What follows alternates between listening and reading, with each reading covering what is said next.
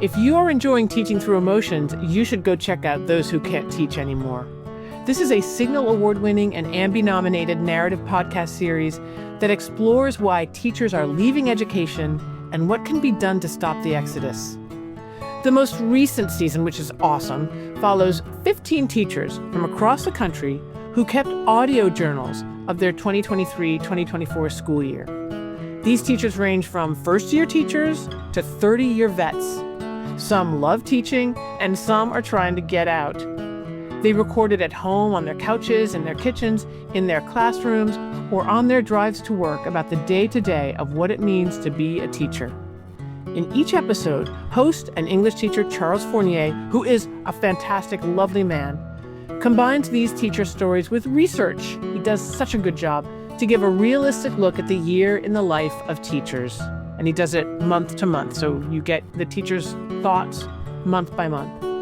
Listen to get a better understanding of what teachers are going through, or to find solidarity in the fact that you are not alone in what you are experiencing in the classroom. You can hear both seasons of Those Who Can't Teach Anymore, probably in the same place you're listening to this very podcast. Tune in. Hello, dear listeners. We at TTE are going on break. We're going to take the next 2 weeks off. We're going to rest, we're going to rejuvenate, and we hope that you do too. So happy holidays to those who celebrate, happy winter break to those who do not. We will be back in your inboxes on January 8th, 2026. Be well, and thank you so much for listening. When this started, I confess I did not understand. I guess maybe that's how it all turned out to be such a mess.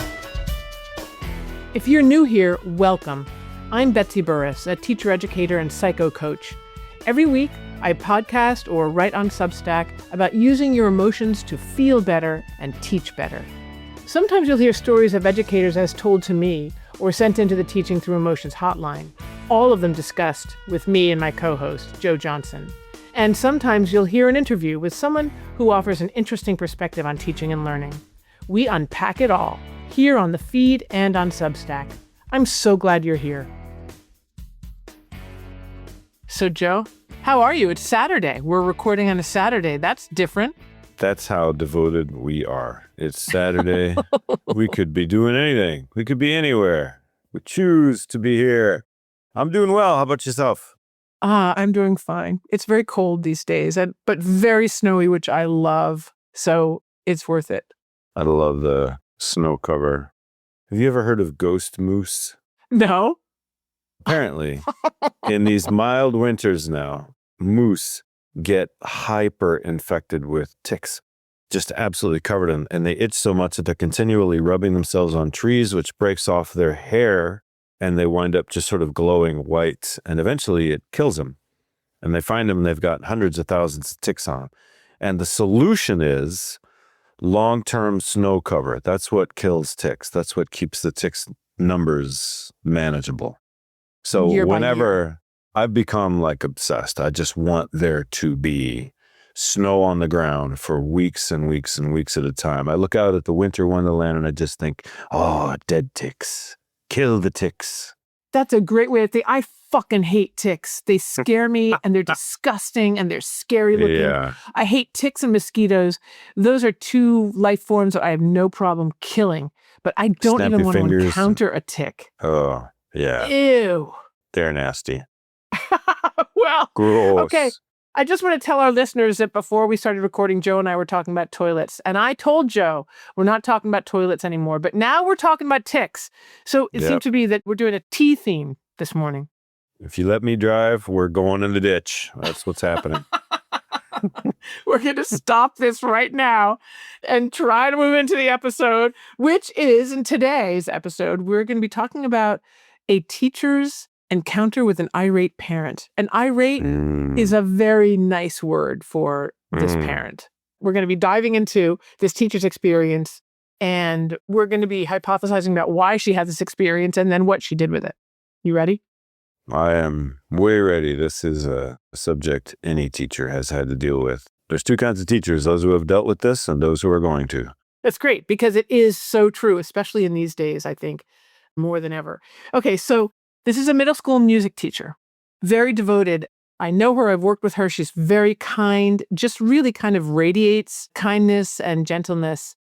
And she spends her days rallying kids to make beautiful music, to work together to make something that will make them proud, even though they're not necessarily great musicians. So she's working hard and using, I assume, her kindness and her gentleness to really mobilize her kids. That just seems to be the way she is. But the least likely teacher you can imagine for a parent to be furious with. Why do you say that? Who goes into is it middle school music? Yeah. He said, yeah, middle school music teacher. Oh, there's a classic asshole type. Here comes another one of these middle school music teachers. Oh, get ready. They're going to piss you off. We don't know, but this woman told us in a teacher support group that she'd had a really nice rehearsal. The very day that we were meeting in the teacher support group, she felt good about the rehearsal. Kids were doing great. She felt like it went very well. But that night, she got an email from a parent, a mom, who was distraught, saying that her daughter had come home from rehearsal and was crying and unhappy and, lost her confidence and was complaining to her mother, I guess, about this experience at the rehearsal. Not clear what the experience was. I'm not sure the mom described the experience. I think the teacher, whom we'll call Nancy, she wasn't illuminated by the email. It's not like she was like, oh, I get what happened. She was just activated. A mother had basically spewed in an email all of her worries and concerns, clearly was blaming Nancy for all of these worries and concerns and the daughter's reported experience, and yet gave Nancy no details at all about what the hell had happened. And Nancy had no memory of any kind of interaction that would have set this off. Nope. She couldn't even remember interacting with the girl. She had no memory of anything. She was utterly shocked and bamboozled. She was bewildered by what this mom was reporting and super concerned because she is kind and she was mystified. Wait, what did I do? Do I not even know what I did? And I caused all this distress in one of my students. So she was really upset and told us that she spent 2 hours crafting an email in response to the mom's email. Oh my which gosh. I can totally imagine. 100%. You want to nail this. You want to get it right. You do 3 versions and all of that without even knowing what the specific problem is. Right?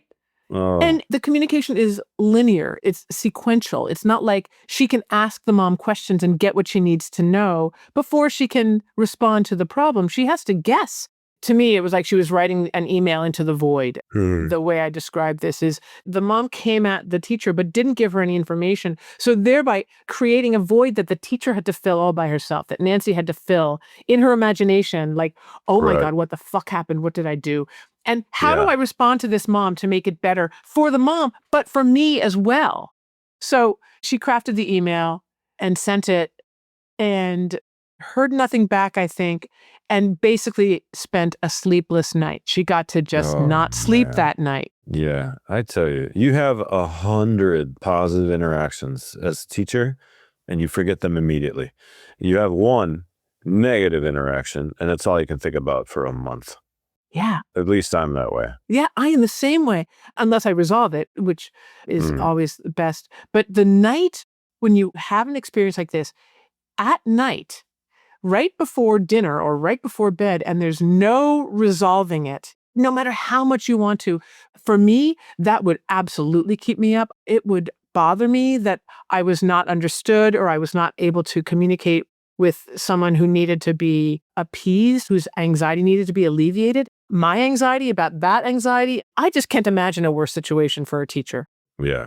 Unless it was like they were being accosted by their employer, their boss, and they were thinking, oh my God, tomorrow I'm losing my job. Right.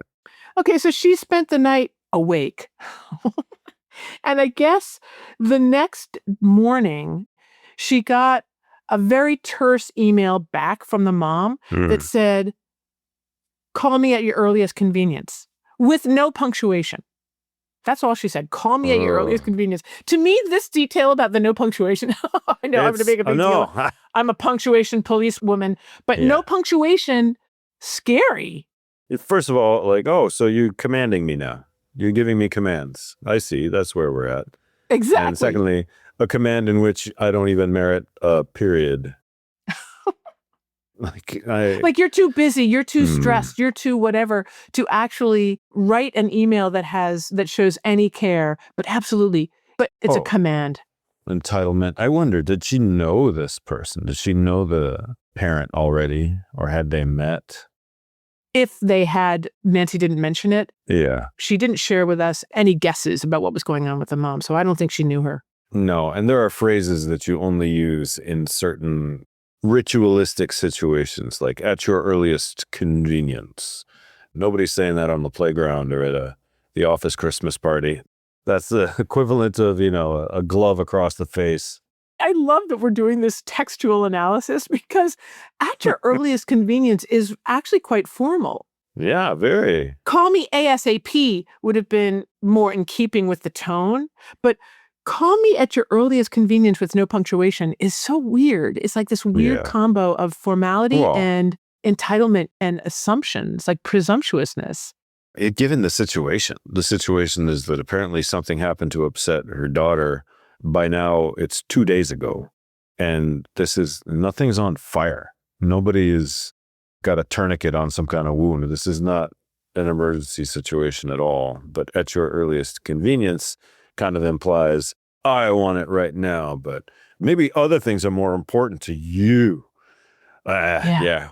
I'm painting a picture of this parent, which, God, just may not be fair. Right. It's never fair when we're just guessing, but it is, I think, valid to share that Nancy's response to this was, she actually, I think, as I recall, mentioned no punctuation. Otherwise, I wouldn't have known that. So the no punctuation mattered to her. And we don't know what's going on with the mom, except that we can say that the mom was not letting Nancy off the hook, right? That the mom could have responded to the content of Nancy's email. She could have responded to the obvious concern in Nancy's email. I'm sure Nancy's email was gentle and generous and kind. In fact, Nancy was not defensive in her email. I just want to talk about that for a second. Like, what would a normal response to something like this be? I mean, if you've experienced this kind of assault by a parent, which apparently it was just going at Nancy full bore, what would your response to the parent be? You mean like in email form? Well, first of all, in your body and your mind, and then what would you do in the email? Yeah.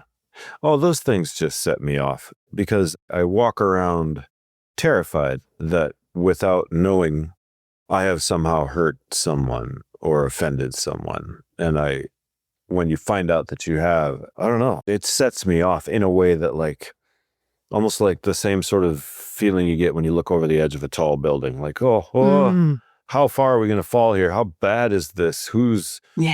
Because I'm perfectly ready to blame myself for so many things.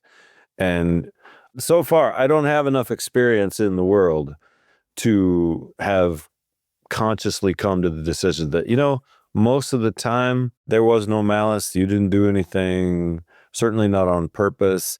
And this isn't the end of the world, and you're not going to get sued. You're not going to go to prison. Nobody's career is going to collapse over this.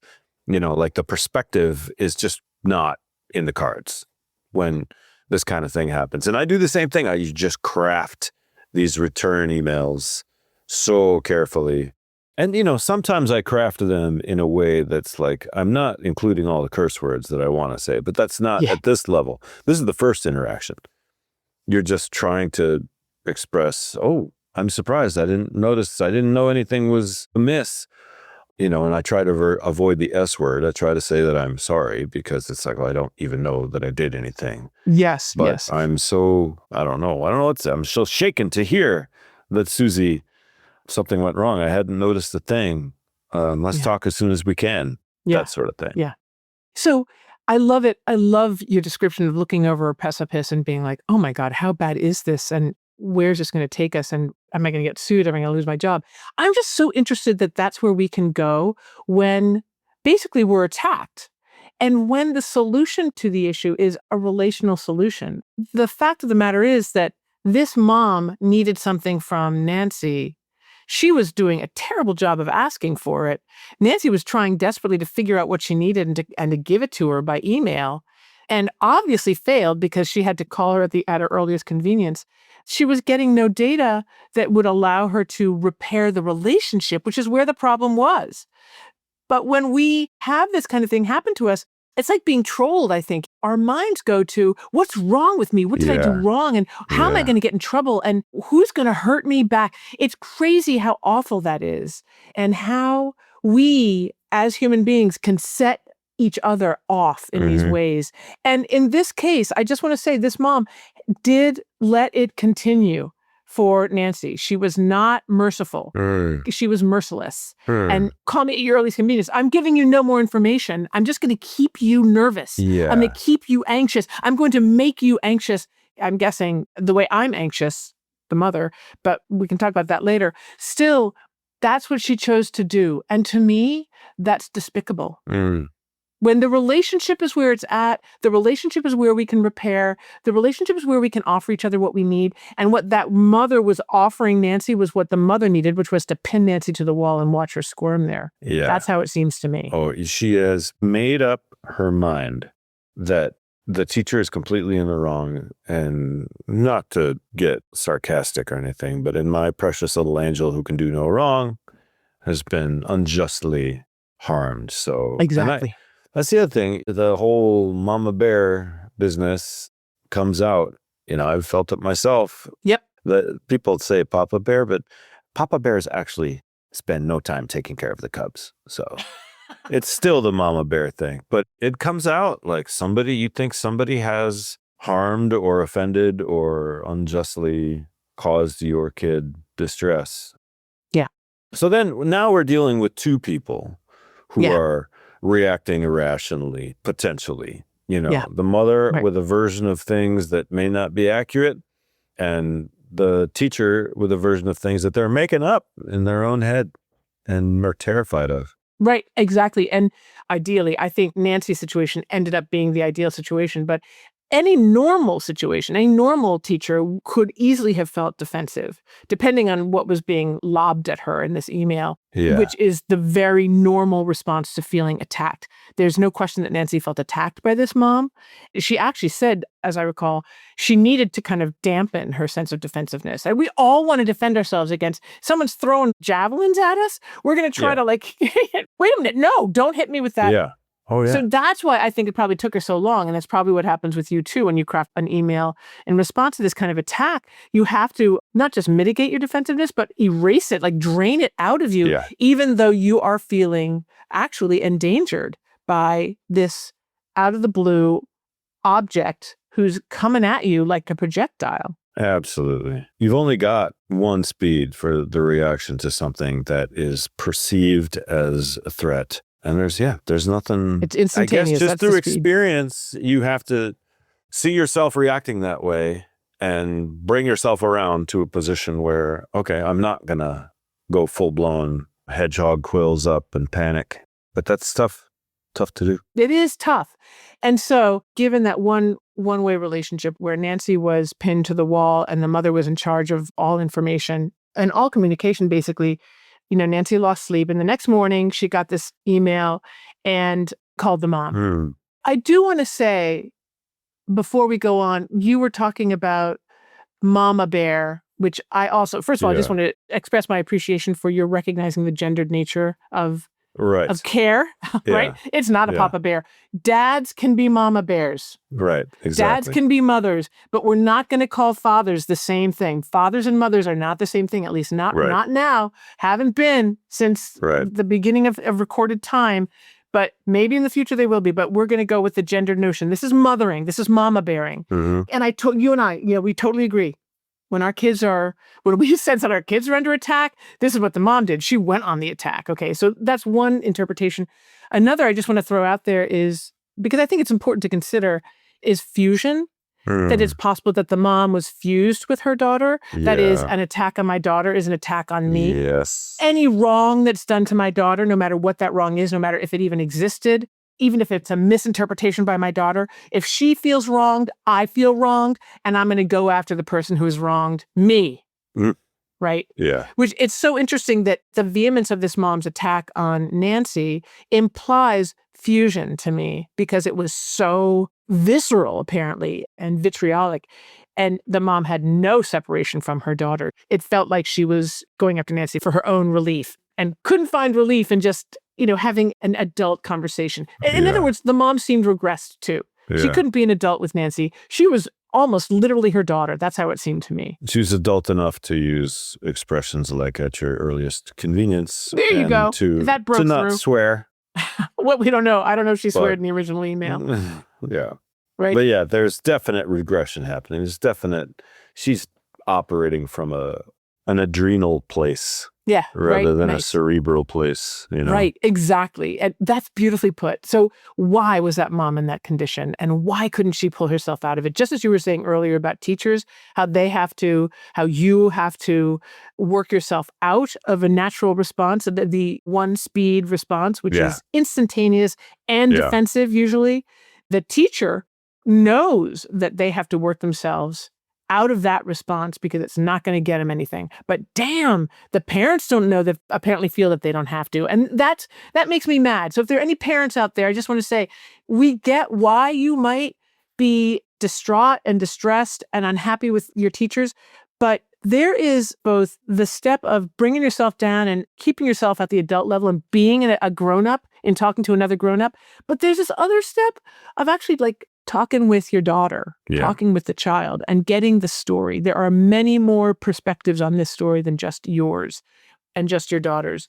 So that's another thing that I wish the mom had done. And we'll probably come back to this in a minute. But what happened with Nancy was that she did call the mom bravely because God knows what the mom is going to do on the phone to her, right? What could Nancy have expected given the way the mom had treated her so far? Just rah! You're scripting out in your head, what am I going to say? How am I going to word this? What is my attitude going to be?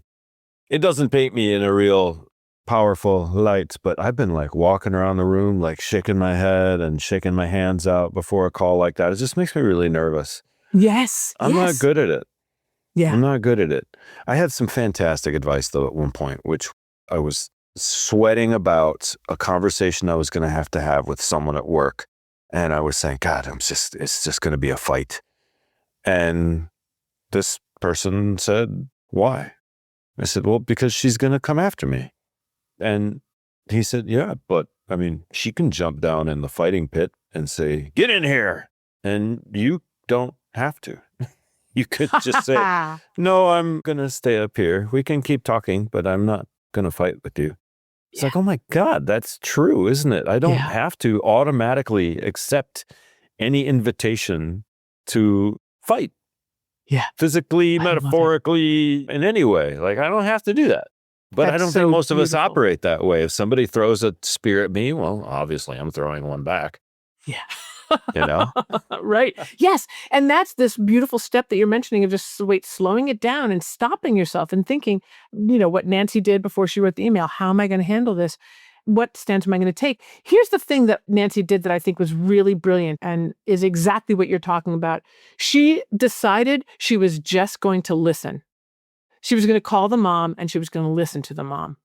Oh, which is just a brilliant idea. Black belt move. Right there. Black belt move. Just listen. And that commitment to oneself reduces the likelihood of defensiveness because you're just letting that person go. I feel like this is a beautiful example of staying in your garden. Mm-hmm. This is a beautiful example of staying in your garden where you are safe. This is what your friend was talking about. You don't have to get into the mosh pit. Stay in your garden.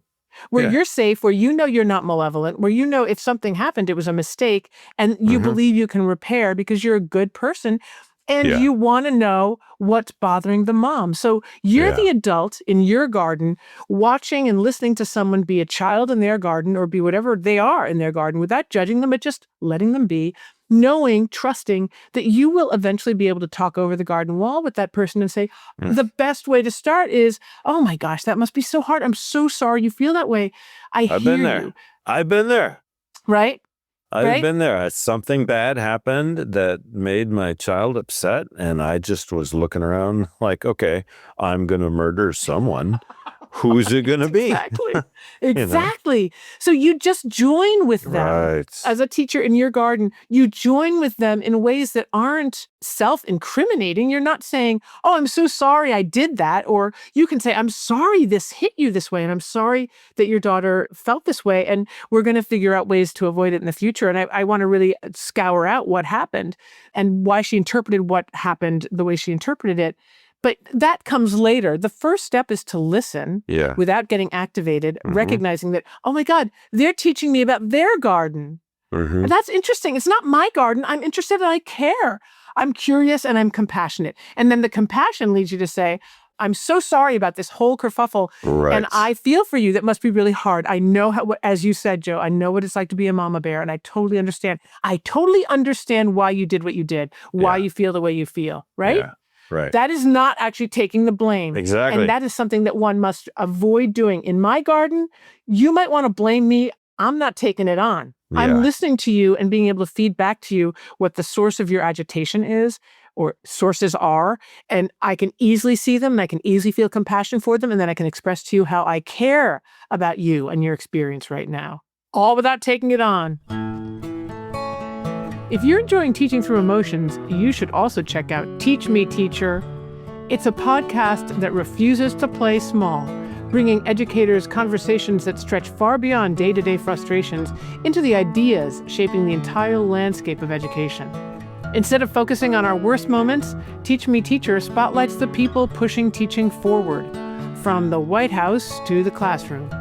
Host Jacob Chastain has interviewed Education Secretary Miguel Cardona, John B. King Jr., thinkers like Eric Weinstein, icons such as Kim Bearden from the Ron Clark Academy, and beloved experts like Donalyn Miller and Jennifer Saravallo. You'll also hear from researchers and neuroscientists whose work is redefining how we understand learning itself. For me, just saying, the best part is the host, Jacob Chastain, who speaks with humor and humble authenticity. Episodes drop regularly and deliver the conversations educators want to hear, the ones that challenge, inspire, and reconnect us to the power of our profession. You can find Teach Me Teacher wherever you enjoy listening to podcasts.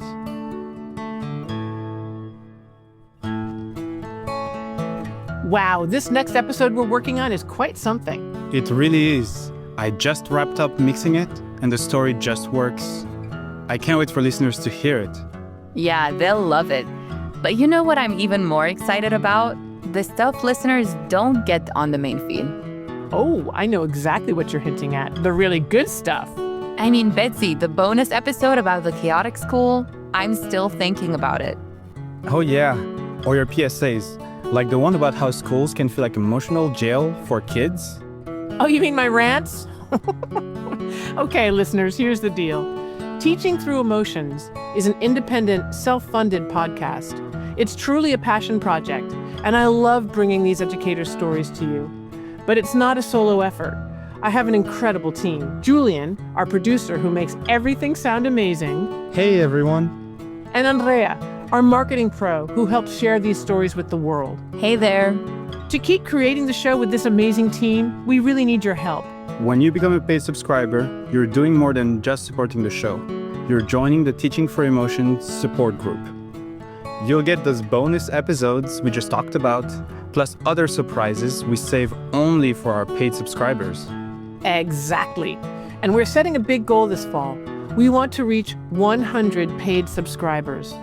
Every single subscription gets us closer to making this podcast sustainable, and you can sign up for only $10 a month.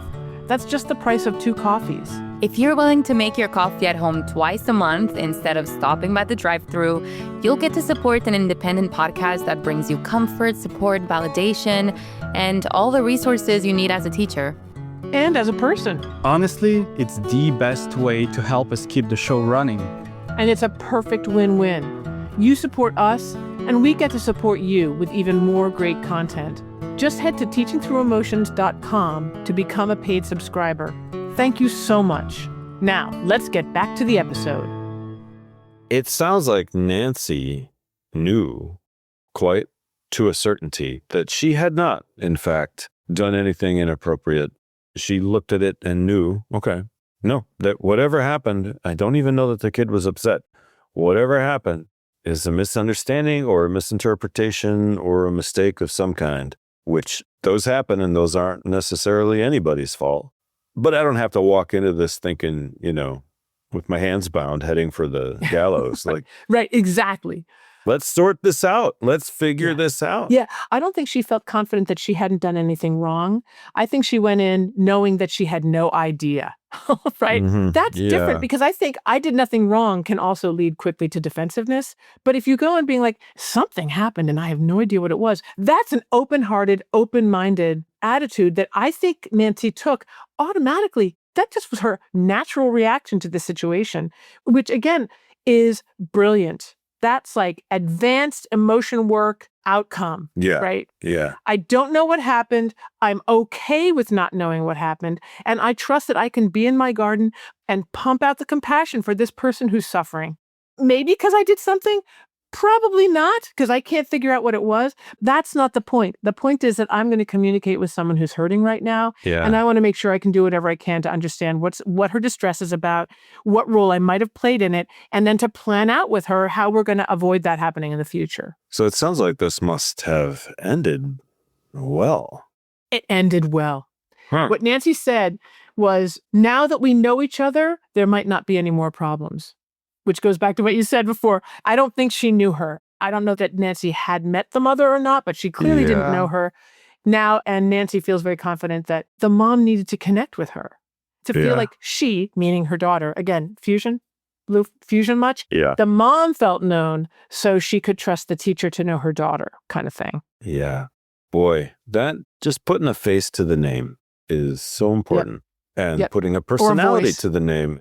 Yeah, a voice and the warmth of actual human. Oh, I've had you right in front of me now. And I know that you're not some kind of cruel, calculating monster who's gets off on making children cry. Like, it's really interesting. I had a teacher or a parent at one point launch a very unjustified, accusatory, snarky email at me.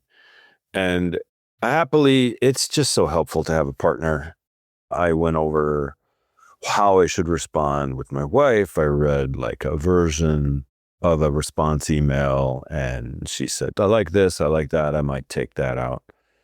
And the response I sent was firm, but not especially aggrieved. It was just, well, here are my responses, and here is a pretty basically dry pointing out of how these things aren't done out of malice, or no one is gaining an advantage here, blah, blah, blah, blah, blah. Sent it back and got a very sincere apology. And that is now one of the best relationships I have with a parent. That's a long trail to walk together and to have come out the other side and be like, boy, I appreciate and I understand the passion, and I love the passion. How much more useful and good for all concerned is it to have parents who are seriously connected to what's happening to their children? And yeah, sometimes that you get burned a little bit because that burns hot, but now you can appreciate it. Yeah. And you also know that there is a rational person behind that who gets excited, but then is a big enough person to say, you know what, I shouldn't have done that. And that can be great. That can be great. It's tough at first. I did the whole thing that Nancy did, like composing and response for a couple of hours, but you're coming out the other side of it, such a better understanding of each other. I just want to say this is a great example of emotion work, of the kind of work that happens in a TSG, for sure. And I also just want to say that sometimes assholes are the greatest gift. I think about this in terms of classrooms too, that the students who are acting out are actually gifts to teachers, because when people act out on you, even if they're parents, especially when they should not, they have no right to do it. What your story and Nancy's story suggests is that when people express their vulnerability in ways that try to mask it, in aggressive ways, belligerent ways, blaming ways, abusive ways, if the recipient of their attack can let go of the content or address the content rationally, but go for the emotional bedrock, which is not to say attacking back or getting defensive or just slipping in a snide remark, but actually embodying compassion and empathy and concern about that person's well-being. No one who is well is going to attack someone they don't freaking know. Yeah. No one who's well is necessarily going to attack anyone. But when someone goes out on a limb and exposes themselves as being an asshole in this way, we can all say, fucking asshole, and just turn our backs and walk away. Or we can engage the way you have to as a teacher, the way Nancy had to as a teacher, but engage in a way that actually attends to the need, the bedrock, underlying, masked need that person may not even know they need, right? Right. That they have. Yeah. What they need is to attack you because their kid is hurting. But what they really needed was to be seen and heard and reassured that whatever fear they're feeling is going to be managed by you and with them, right? So what you taught this parent was, I'm with you. I'm on the same side as you. Yeah. I'm not taking you personally. I'm not taking you at face value. I'm responding to you as a human being who's hurting. Yeah. And often, I've had this experience in my own life multiple times when someone feels seen, heard, and loved despite their bad behavior, also because of it, because it wouldn't have happened without the bad behavior, right? Interesting. You would not have connected with this parent if that parent had not acted badly. Yeah. All the other parents who got the same message from me may have also been fuming, but said nothing. Now you just have the same old non-relationship with them, but this one you've got There a is strong no relationship with because that person exposed himself or herself, themselves as in kind of vulnerable. I just think there's some beauty there that we can all hear, that to engage caringly and fundamentally lovingly with people you want to hate can turn them around on a freaking dime, freaking dime. And it blows your mind. It probably made your head spin when you got that response back. But it's a fantastic lesson for this kind of work. And I think Nancy experienced the same thing with this mother who really needed to be seen and known by this important figure. Or else, if Nancy weren't important, the mom would not have bothered. Yeah. There's this double-edged sword that comes with being a human being. We are so dependent on each other. We are so social. For an animal as large as we are, to be as social as we are is really rare. I mean, like, you can get hundreds and hundreds and hundreds of us together in tight spaces for hours, days, weeks, and nobody dies. Like, it's incredible. But part of that is that we are very attuned to each other, and that you can be too attuned. You can care too much about, you can be like, oh my God, I have to edit all of my responses to everything. I have to constantly be on the lookout for how my behavior might be hurting somebody else. And it's like allergies. You need to have a certain sensibility to outside threats of your body. But when you have an allergy, it's like, dude, this is pollen. Relax. You don't need to react this way to this. Right? We get like emotional allergies going where it's like, dude, full on panic, like a literal sweat that breaks out when you read an email. That's too much. Yeah. You can dial that back. There's not an actual threat here. Yeah, it's very interesting to think about that. In fact, though, unfortunately, because of our psychic structures, those threats are real in our bodies, right? Just like a reaction to pollen is. Yeah, they feel the same. They feel the same because unless we stop and think and take a breath, that reaction, that emotional reaction is going to determine, just like it's going to determine what we do to protect ourselves, as opposed to stopping and thinking, wait a minute, nothing's fucked here, dude. Yeah. Right? Right. Like slow it down. But it takes a lot of work to manage your innards while someone is pinning you to the wall. Yeah. Right? But it's very important. It's so helpful to be able to identify that, to be able to say, oh, dude, like, look what she's doing. She's pinning me to the wall. She's not giving me any information. Okay, can I relax about this and project ahead and think, we're going to get this taken care of. I'm going to communicate with this person. I'm good at it. Nancy obviously is very good at this. Yeah. I'm going to use my skills. As soon as I can get my hands on this mom, I'm going to help her work right. And it's going to turn out okay. That's really hard to do when someone else's body, when someone else has implanted in you, projected into you, I call this body snatching, their anxiety, their worries, their self-blame possibly, right? So I'm going to blame you rather than blame myself. And when someone is insisting, won't let you get away, they're holding your body so they can keep planting these feelings in you the way this mom did. It's normal for a body to respond, that Yeah. Nancy responded. Yeah. It's normal. That's how this social connection between human beings works. We implant this shit in each other, and then we react in ways that, just as your story said, conceivably, potentially create a stronger bond. Yeah. Isn't that weird? Yeah, totally. And it's to continue the infection metaphor, like you get inoculated against this stuff. You've had enough experiences with this to where you build that muscle and you know it's like, oh, okay, here we go, one of these. And you also know from experience, hopefully as time goes by, which just a PSA for paying teachers more according to how much experience they have. Yeah, that is worth it. Because when you've been down this road a whole bunch of times, your interactions when you are representing the institution with the public are going to be so much more deft. Because you've done this before. You know that, okay, this is a parent who is understandably upset because they feel like their child has been threatened, but I know that this has to be a misunderstanding. And even if it isn't, even if it's like, you know what, I did lose my temper a little bit there, and I'm sorry. And what can we do to repair this? That's not the end of the world either. Yeah, exactly. You don't need to enter full panic mode when that stuff happens, but it's a skill. You've got to build it. Well, I think of it as becoming an adult. I mean, it does take time to grow up and become a mature adult, as opposed to a child adult who is an adult who allows themselves to become children really quickly and act out on other people.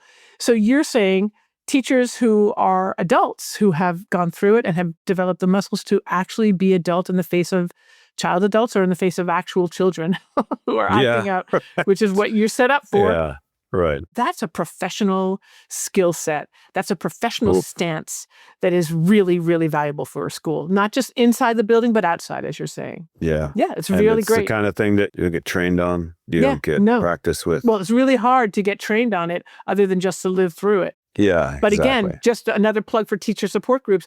That's where teachers can get really good at growing up and not reacting the way they want to react, which is probably sometimes maladaptive, automatic, just like the mom's reaction was automatic. A teacher can react automatically back to her, and now you're in the mosh pit.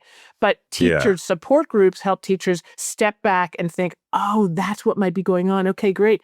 I'll try this and see what happens. And usually because we thought hard about it and theorized it, what the teacher tries is spot the frick on. And you know well, because I've said it many times, that these are skills that I did not have. And it's a vocabulary I didn't have, a framing structure for such interactions that I did not have before I read your book and went through a couple of TSGs. And boy, oh boy, it's just my stress levels and my satisfaction levels and my ability to do my job without burning myself out and without unnecessarily suffering through these kinds of interactions with students and teachers has been transformative. Wow, that's so awesome to hear. Thank you for sharing that, Joe, even though I wasn't asking for it, but I'm really glad you did share it. But I have one more thing to say about the mom, that I think is also important for people to hear. And that is, one question I had about the mom's behavior was, why did the mom go to bat for the daughter? Why didn't the mom talk to the daughter about how to go to bat for herself? Now, I know that the daughter was a middle school student, and I know we assume that a 13, 14, 8-year-old, 9, 7-year-old, our kids can't go to bat for themselves. I so strongly disagree. I feel as though one of the great jobs of parents is to talk to their kids about, what did you experience? How did you interpret it? Why did you interpret it that way? What more information do you need from the teacher? What can you say to get that information, or make the repair yourself, or ask for the repair? That, we talk about advocates, students advocating for themselves. And I suppose there's an age at which that can begin. But I feel as though talking to our children about advocating for themselves in any situation, or managing themselves. I'm thinking about families of color, where they had to talk to their children at very young ages about how to manage themselves in a racist society, how to manage themselves safely, consciously, deliberately, smartly, is a parenting job. That's a job of a parent. Yeah. I'm bummed that the mom went after Nancy and obviously wasn't talking to her daughter about how to initiate repair on her own. Yeah. And to take responsibility, once again, for her interpretation, which might have been totally accurate. But there is no human being on the planet that has an accurate interpretation of an interaction because they don't have the perception or the perspective of the person they were interacting with. We can be very close.